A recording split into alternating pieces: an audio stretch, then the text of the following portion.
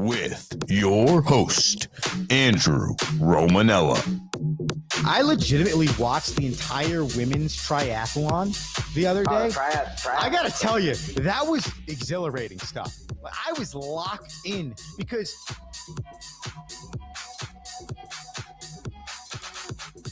what's going on, everybody? Welcome in to another edition of The Rome Show here on 12ouncesports.com. Broadcast live on Twitter and YouTube. I'm your host, Andrew Romanella. I got you for the next 30 and change. It is November 5th, 2024. That is a gigantic date in our country's history to this moment because it is Election Day 2024. It's the Rome Show, 12-ounce sports, Andrew Romanella. Before we get into anything with which we consider the candy aisle of the grocery store, it's like walking into Dick's Sporting Goods when we pop on the mic for the Rome Show. There is a lot of things that go on in life that are just so much greater of importance than talking about sports. So on a day like today, it would behoove me to not start the show with exactly what my whiteboard says. Go vote. Don't do anything else today outside of listening to the Rome Show, but vote and then get the rest of your life going. It is the most important thing we can do as Americans. It is the only way we can feel like, even if it's for the realm of a quick second, and sometimes it doesn't even feel like it, like you have a voice, okay? So no matter what side you vote for, go exercise your right as an American citizen to cast your vote on who should be leading our country, okay? So after the Rome Show is over, I'll be heading to Roxbury High School to cast my vote, and I urge you all to do the same, because if you cast your vote, we could possibly make America great again. Okay, I'm going to move on from there. We're going to start the show, the Rome Show 1, Instagram, Twitter X, Facebook, Talk, whatever social media, follow us there. What we're going to do is talk a little Monday Night Football. I'm going to give you some weekend highlights, and then Rocky joins us around 7:08, 7:10 for a little hockey with Rocky. So we have some fun stuff for you today. Let's start first in Monday Night Football, where the Tampa Bay Buccaneers pushed the undefeated Kansas City Chiefs to the brink, including a Baker Mayfield-led 2-minute drill drive, down by 7 in the final minutes of the regulation fourth quarter. And this is what happened. After getting stuffed on first down, Baker Mayfield,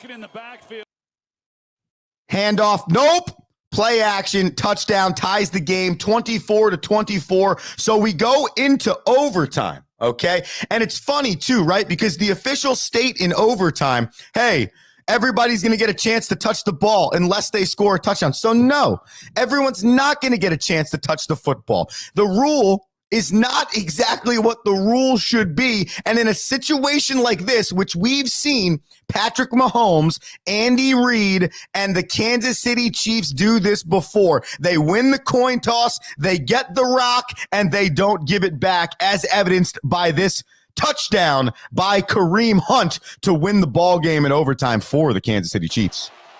Can be, because I'm watching Kareem Hunt run for 106 yards last night against the Tampa Bay Buccaneers, 27 carries and a touchdown.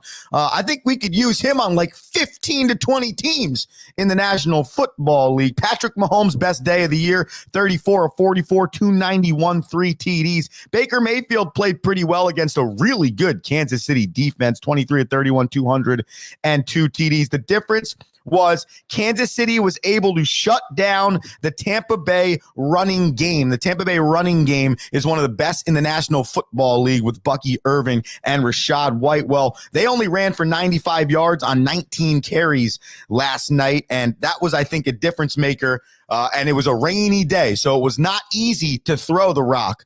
So you really made Tampa Bay 1.5 dimensions last night because Baker Mayfield picked up 20 of those 95 rushing yards scrambling on his own. So the Chiefs moved to 8-0, and the Bucks dropped to 4-5, losers of 3 straight and 4 of their last 5. So after a hot start for Tampa Bay, which included a victory over Detroit, they are on the down swing. And the Chiefs, they're getting better. And they don't win games by blowing people out, but it doesn't matter because they just win, baby. Quote Al Davis, something that the Raiders don't know how to do either. I missed you on Monday, so I brought back some information for you that I thought would be important. Let's go around the league. Okay, the Saints have fired Dennis Allen. Speaking of starting off hot and then not being very good, Dennis Allen started off 2-0 for the New Orleans Saints, now 2-7. That's not a trend you're looking to get into, a 0 winning percentage over 7 weeks. Dennis Allen fired in New Orleans. The Arizona Cardinals, who are in first place of their division, they make a trade for Broncos pass rusher Baron Browning. They send a 6th-round pick to Denver.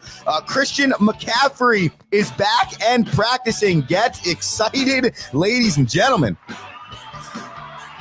So many people just got fired up about their fantasy team again that had lost that fire. Oh, I should turn the music off for this one because Alexander Ovechkin is getting that much closer. We'll talk to Rocky about this in a minute. 2, breaking Wayne Gretzky's all-time scoring record. He's 34 goals away. Right here is goal number 850. The Washington Capitals, who currently have played 10 games. So he's got 14 points in 10 games, 7 goals. They are 8-3 in 4th place in a gauntlet of a metropolitan division. You're probably wondering what's going on in basketball as well. I'll tell you, the Cleveland Cavaliers are 8-0, much help to a block by Jared Allen last night on Damian Lillard, and the Bucks are 1-6. Basketball, what's happening? Check it out. Don't stop the clock. Patterson finds Lillard. Lillard will take the 2 here. Ooh. As Allen with the rejection. No, he won't. That's right, sir. As Jared Allen has sealed the deal.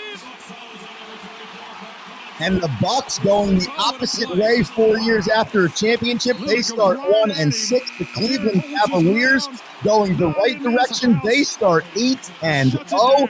And the NBA is shaping up to be a lot of fun this season. Don't forget the play-in tournament is coming up soon. I know that fires the people up. And finally, my last thing that I thought was fun from the weekend, the Los Angeles Rams, who 2.5 weeks ago were 2-4, and there were rumors that we're trading Cooper Kupp, have flipped the script to walk-off touchdowns to some dude named Robinson. Matt Stafford, here's his dime.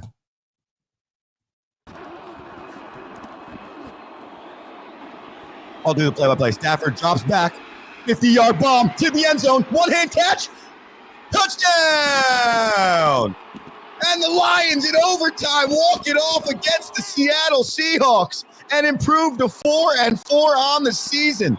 Matt Stafford rolled out to his right, and he hit this dude named Robinson, one-handed catch, and the Rams moved to 4-4. And just like that, the National Football League landscape changes, as it always does, on a week-by-week basis. There's your weekend recap. A lot going on in the 4 major sports. One of those major sports is the National Hockey League. So what we do is every Tuesday, we bring on a guy. His name is Rocky. The segment's called Hockey with Rocky. We're going to pop him in now so he can break down all of the fun sports stuff on ice.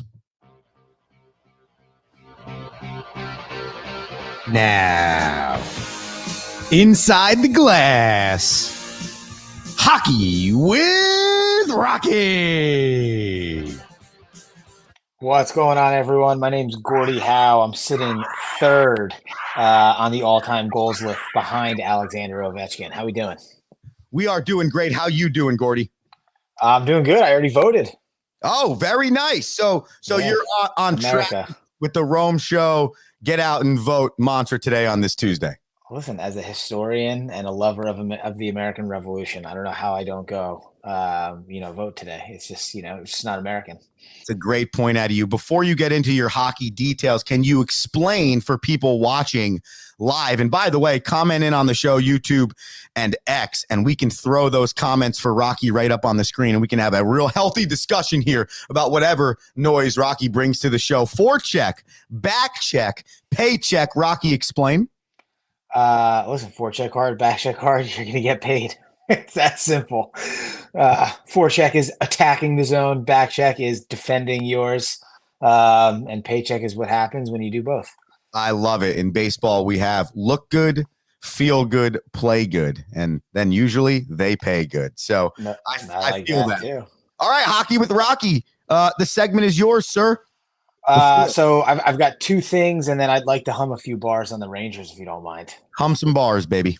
So I'll start with a nice article at NHL.com from Emily Kaplan on the CBA. The CBA was renegotiated in 2020, the COVID year, and is up for renegotiation again this year.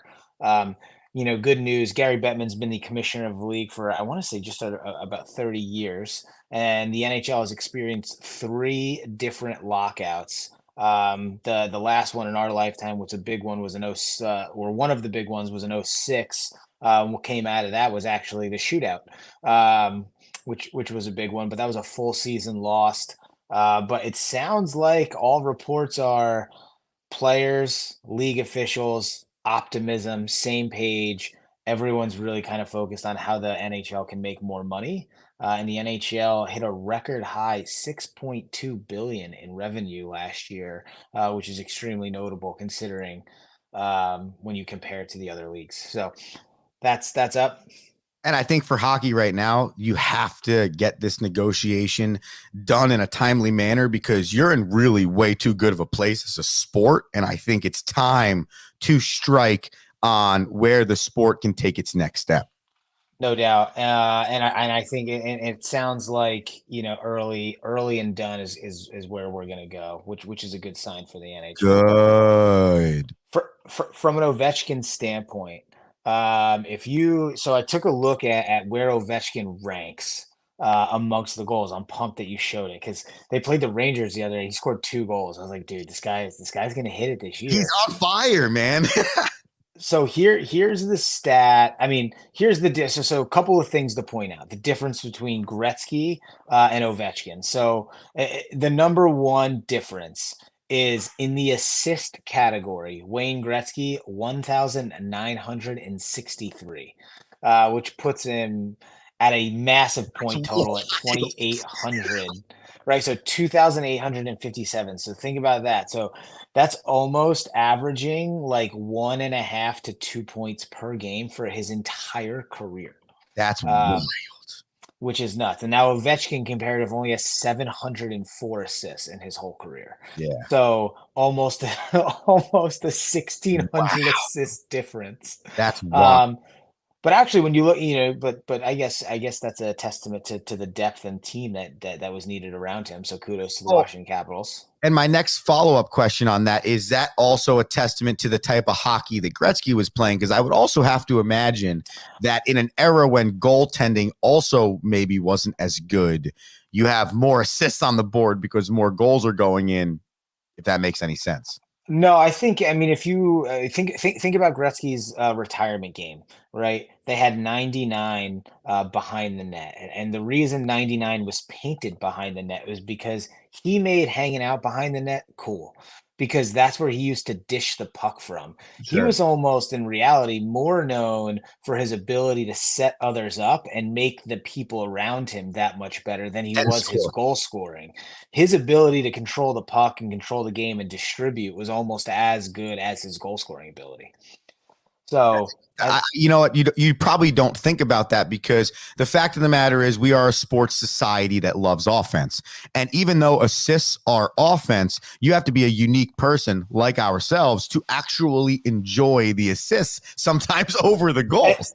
And you have to be a hockey fan to appreciate the fact that it is a 2 assist recognized sport. So like both you get 2, it's like 2 people get like 3 people can get points on 1 goal. Elite stuff. Elite. Well, that's an interesting point on the Ovechkin goals thing, though, because it shows you how even if Ovechkin becomes the greatest quote unquote goal scorer of all time, there's still another realm to even enter a doorway to get close to what Wayne Gretzky actually is. Totally. And here's a positive stat for Ovechkin, because this is a fascinating piece because I didn't know this.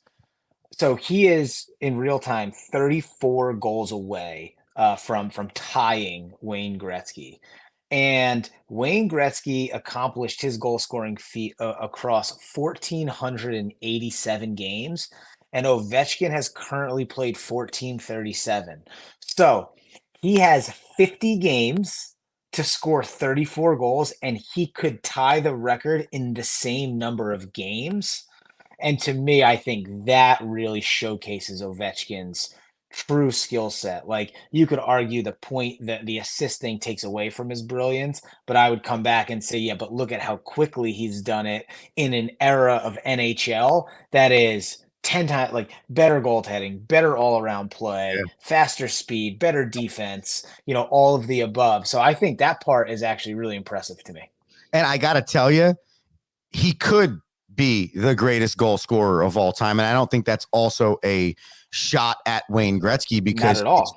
I think Alexander Ovechkin is a beautiful hockey player in the sense that he can do everything when it comes to type of goal scoring. And he also isn't a prima donna goal scorer guy. He'll get dirty. He'll bang the body around. He ain't afraid of the contact. And I think that's also what makes him a little bit more special in that light too. Yeah. The other two glaring differences between the two before I move into the Rangers is Ovechkin has 110 more power play goals than Gretzky, which is obvious. I mean, that's what he's known for. Sure. But Gretzky, a one-timer. But Gretzky, 73 shorthanded goals to Ovechkin's 5. Wow. Now, does he even play penalty kill? Yeah, exactly. He doesn't, which is, again, you look at the assists and the shorthanded goals, and you see a more all-around hockey player and that's just on a stat line when it comes to Gretzky. Yeah, that's a great that is a really good visual on both players and their greatness in their lane of their career. Yeah. So now I need to talk about the Rangers. Wait, Rock, there's something. Quick.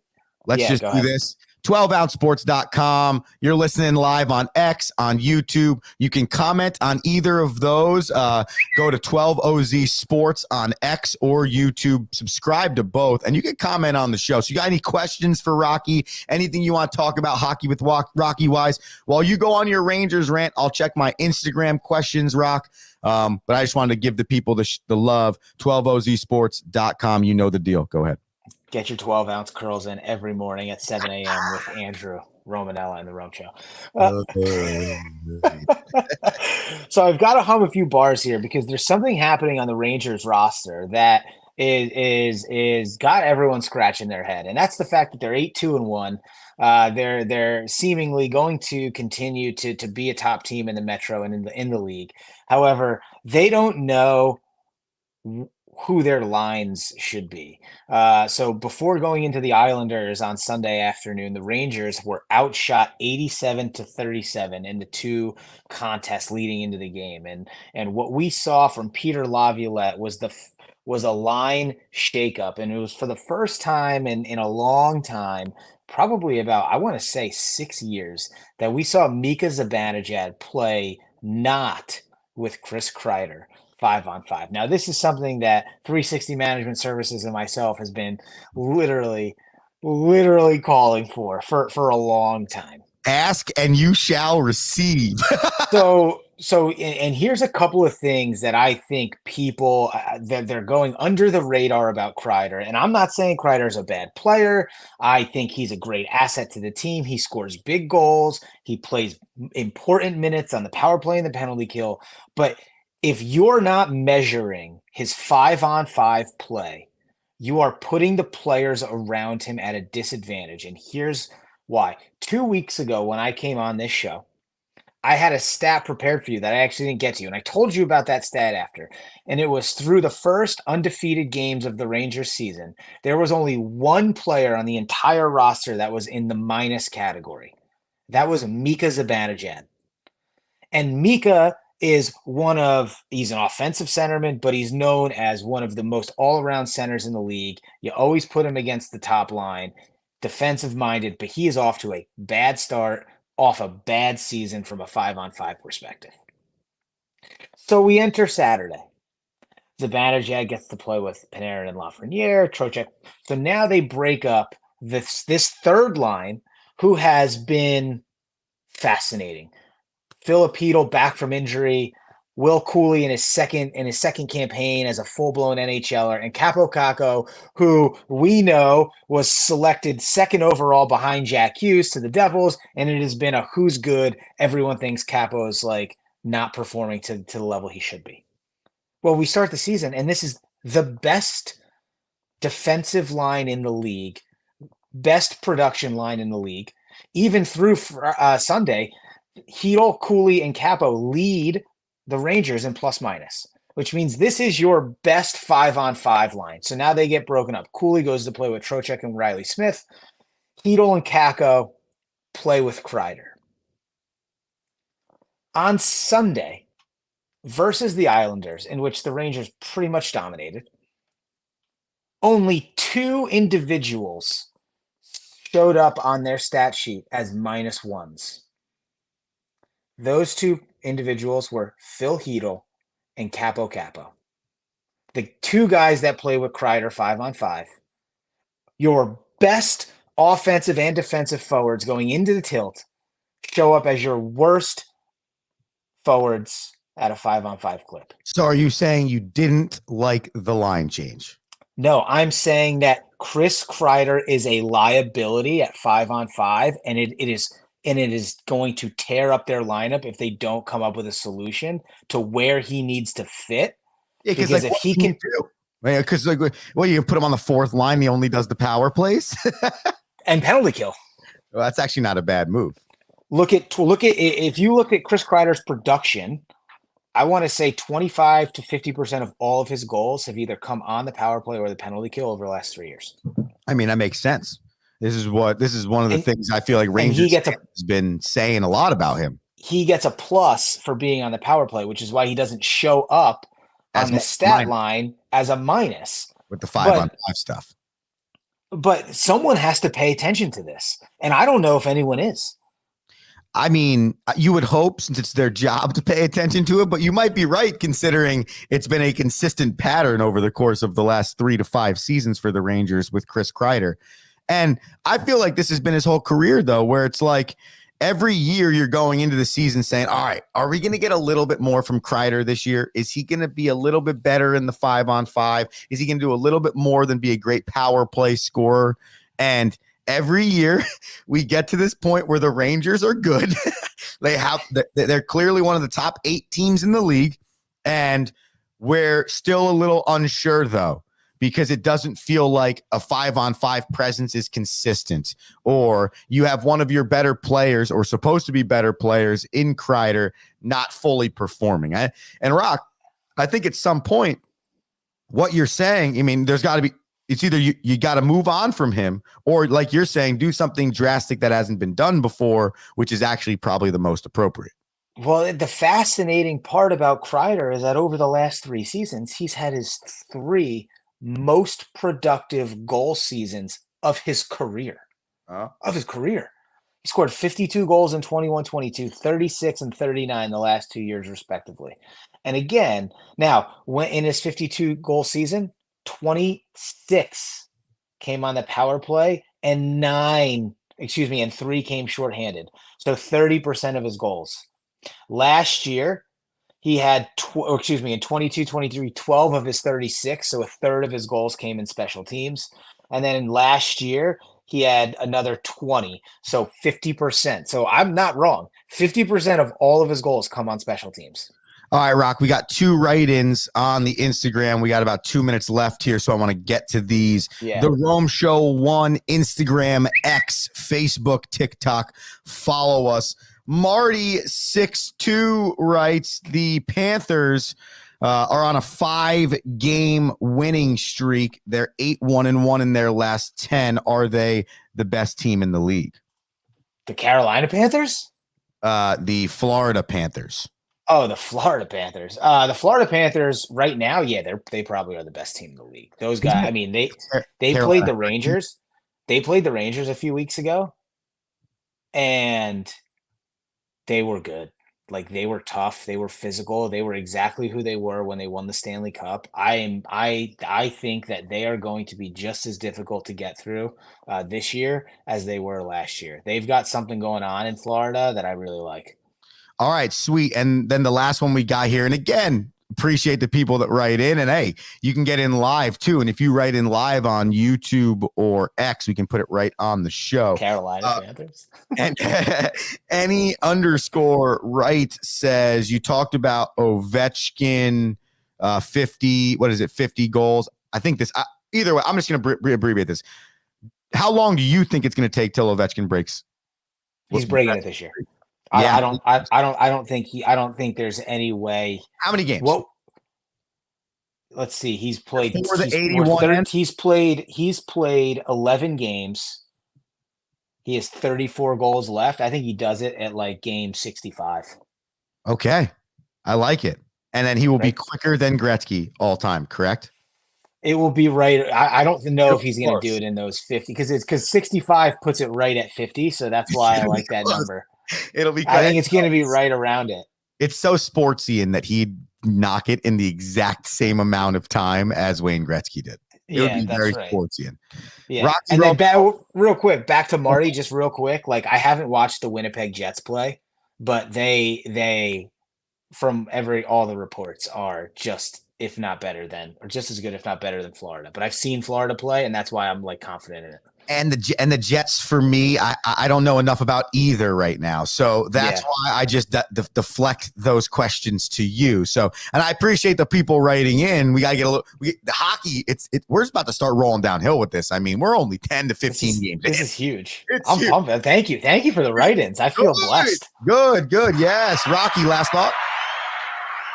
NASCAR enters November 10th this weekend. It's the final race, championship race of the season. There are 4 drivers left.